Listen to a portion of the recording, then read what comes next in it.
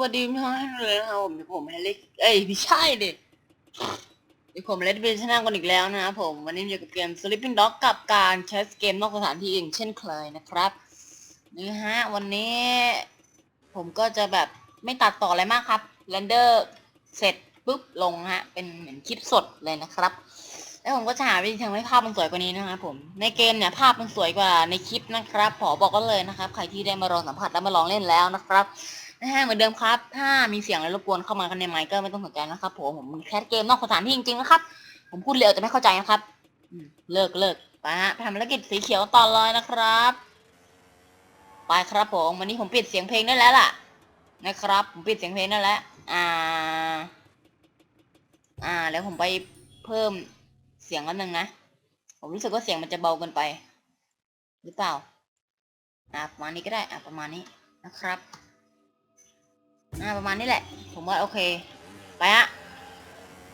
ผมว่าประมาณนี้แหละครับโอเคแล้วครับโอเคฮะเราเป็นภารกิจสีเขียวกันต่อเลยนะครับผมต่อจากพาร์ทที่แล้วเนี่ยที่เราไล่มันจริงๆมันไล่ยาวมากครับแต่ผมตัดต่อแบบสั้นสักโคตรเลยนะครับผม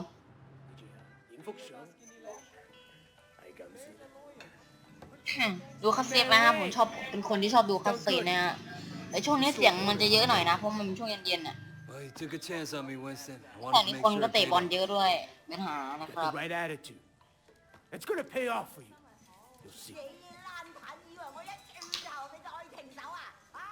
You know anything about the minibus racket?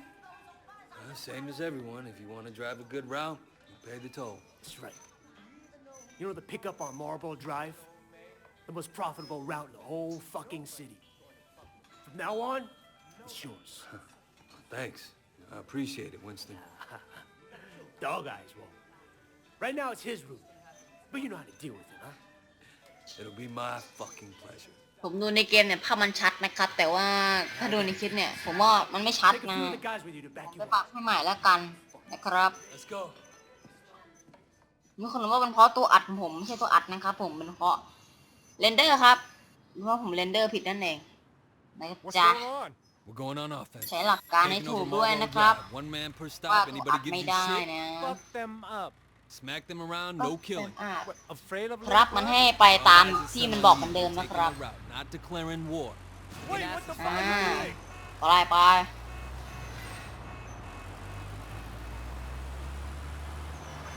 ไปจ้าเลี้ยวขวาโอเคลุยครับผมถึงที่หมายแล้วจอดมึงลงไปไหนวะลงมาไหนออกมันวะครับลงมาไหนจ๊ะเอ้ยมันลงไปฟัดกันโอ้มีมวยข้างถนนเหมือนกับเราว่าเราโดนยึดพื้นที่ที่เราเก็บสวยไปนะเก็บสวยที่มันเก็บค่าภาษีนะประมาณนั้นนะครับผมเราก็ต้องมายึดคืนนะครับดูมันถือขวดฟาดเขาแล้วก็พอครับจบไปมวยมันมีแค่นี้จะไม่ไปไหนมึงวิ่งกลางถนนกูชนนะใจดีนะไม่ใจดีนะไม่ชนนะใจดีสักหน่อยไหมขับรถช่วงแรกมันจะแหลกนะครับผมแต่ก็รอสักพักมันก็หายแหลกเองฮะไปจ้า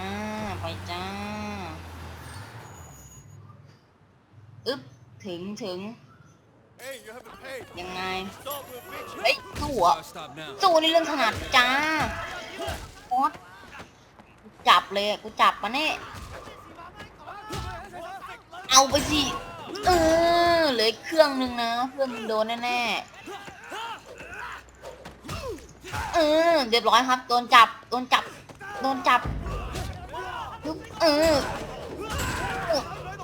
คนละเครื่องกับเพื่อนมึงเลยมีไหนมีไหม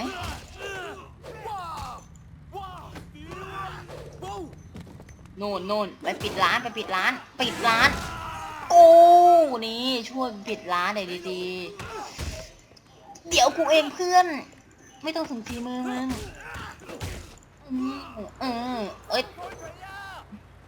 มึงลุมเพื่อนกูเลยมานี่มึงปิดร้านอีกคนนึงสะใจยิ่ง จิกะรู้นะเอ้าทำเพื่อนตัวเองกำ Alright, you อ่า can get this fist. I'll give ตอ you นนี้ that. แจ็คกี้กับไอหัวโล้นนั้นคุมตรงนี้แล้วนะครับ เราจะไปกับเพื่อนอีกคนนึงครับ ในที่หนึ่งนะจ๊ะ Good story. ไปจ้าไปจ้า You remind me of him a lot. Turned out he was a cop.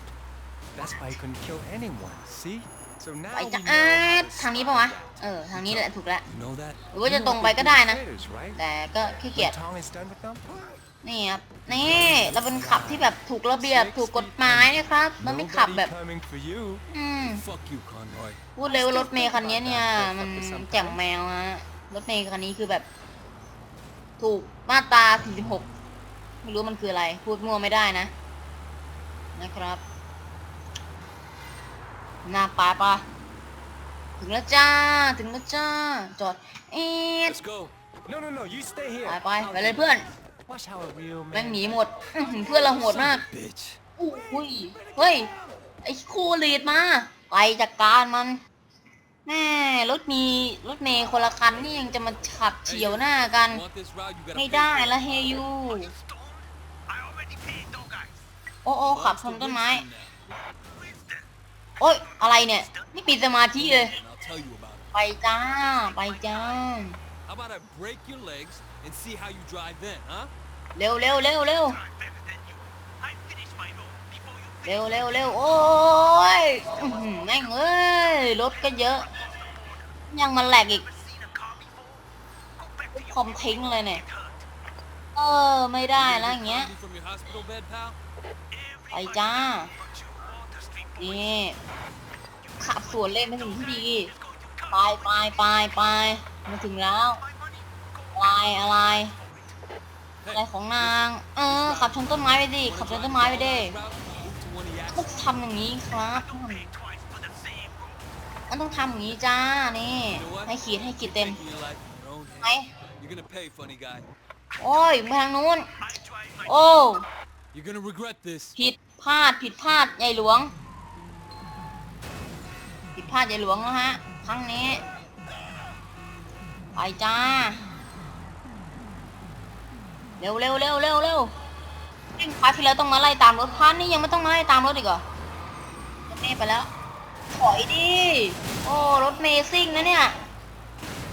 แม่งเอ้ยนี่ขับก็ไม่เคยชนอะไรเลยนะจ๊ะ ไปดิเดี๋ยวถอย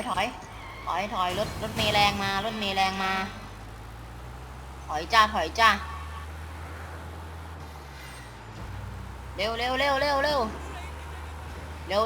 ต้องจัดการมันให้เร็วที่สุดงั้นมันจะยืดยาวงั้นผมก็จะตัดออกไปนะครับเอาดิรู้ลองหน่อยนะผ่อนชะลอมันหน่อยครับไม่ได้จะให้เรานำศัตรูไม่ได้ผ่อนชะลอมันก็ได้เนี่ยผ่อนแล้วต่อเลยครับต่อเลยจ้าไปสิถอยหมดไถจ้าไถถนนจ้าขับเร็วๆหน่อยดิวะกูผ่อนให้มึงแล้วนะเนี่ยกูผ่อนให้แล้วนะกูเอาสิโอ้ยแค่ชนต้นไม้หรือจะเอาละครับพี่น้องคะไหนไปทางไหนทางนี้เหรอเอ้าทางนี้เหมือนเดิมดีกว่า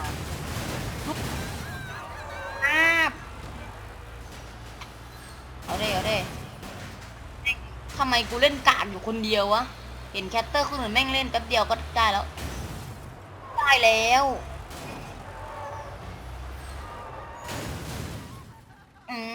กูไม่ให้ไปมึงจะไปทางไหนอะไรมึงอะไรแบบนี้หรอได้จัดไปชุดใหญ่ไปกระพริบนะฮะไปฮะคิดจะหนีรอดจากฝีมือพี่ได้ ไม่มีทางจ้าบีบแต่รัวๆครับไป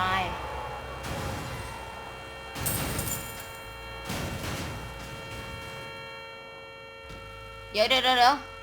มึงย้อนกลับหรือยังไงอ๋อเราต้องบีบแต่ครับกูก็โง่ตั้งนานโอ้ยกูโง่ตั้งนานมันต้องบีบแต่เหมือนแบบเรียกร้องความสนใจครับแต่ก็ไม่เรียกร้องความสนใจเหมือนกับตัวเองเป็นคนดีไม่คนไม่ดีนะครับไปครับต่อไปอย่าได้หยุดอย่าได้หย่อนขี่เร็วหน่อยดิวะเว้ยเรียกมันเหยินก็เลยนี่มาขับสวนเลนโทษทีกูผิดเอง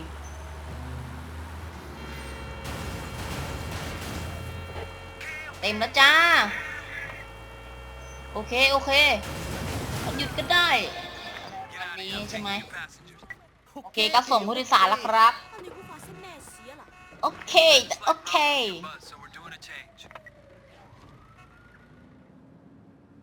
เรียบร้อยจ้าแล้วกินต่อไปกลับเหรอย้อนกลับต้องชนรถชาวบ้านด้วยไม่งั้นไม่เมฟนะครับทางนี้ด้วยเหรอโอ้ยรถอะไรมาวะอะไรเนี่ยรถอะไรเนี่ยรถอะไรเนี่ยก็จะไปทำภารกิจต่อบ้าบอเขาแตกจริงบ้าบอเขาแตกจริงไหน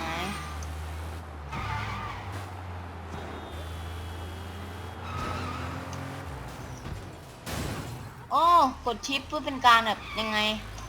เร่งเงี้ยเหรอคือเบรกหรือยังไงต่อไปให้มันน้ำหน้าไปเราจะพุ่งนะครับถอยไปหนุ่มถอยไปพี่คลองอันธพาลมาเลยแถวนี้เนี่ยเร็วดิรีบทำหน้ากูเลย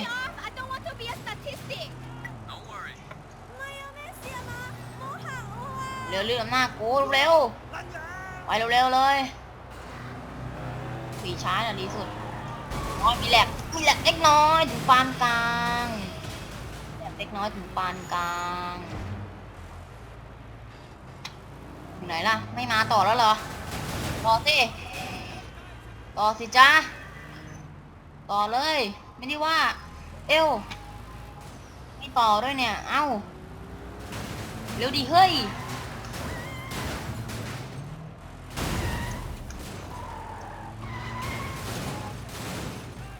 ถอยอย่าให้ต้องเคลียร์อย่ามาขวางเข้าใจเปล่าใจไหมคำนี้เข้าใจไหมมันยังมาต่อได้ครับเดินจ้ะเร็วได้หนุ่มได้ต้องจะเล่นอย่างนี้กูนะไอ้หนุ่มได้ไอ้หนุ่มไม่ได้ว่าไอ้หนุ่มพี่ไม่ได้ว่าทุกเรื่องเนี้ยพี่ชอบคือจริงๆแล้วผมเล่นเซเว่นไนท์ไปด้วยแล้วก็แคสไปด้วยนะครับพอดีว่ากำลังช่วงนี้กำลังฮิตฮอตนะครับ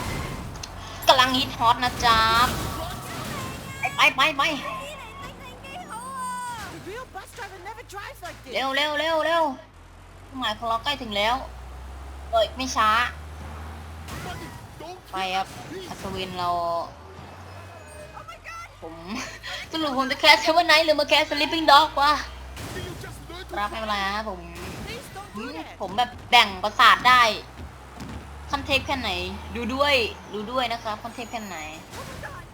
ครับไปมาต่อที่ Sleeping Dog ดีกว่าจริงๆผมก็เล่นเซเว่นไนท์กดไปด้วยนี่แหละอีกนิ้วนึงก็บังคับรถนะฮะคือจะไม่ไปไหนจิปรับถึง